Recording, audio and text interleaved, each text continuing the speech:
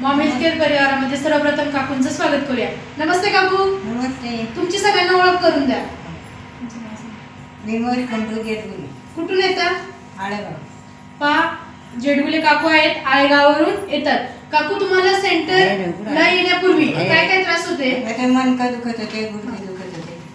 मणका दुखायचा आणि गुडघे देखील दुखायचे. तर मग तुम्हाला सेंटरला आल्याच्या नंतर काय काय फरक पडला? मणक्याचा फरक पडला, गुडघ्याचा फरक पडला.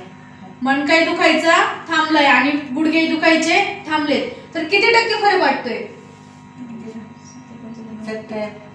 70% फरक वाटतोय.